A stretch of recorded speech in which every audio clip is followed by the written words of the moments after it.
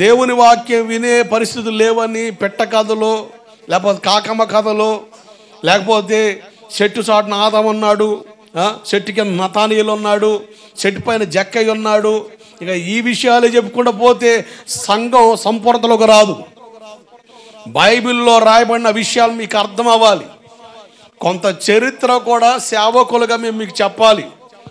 అప్పుడు మీరు బైబిల్ చదివే వాళ్ళైతే అటువంటి సందర్భాల్లో మీకు బైబిల్ అర్థమవుద్ది.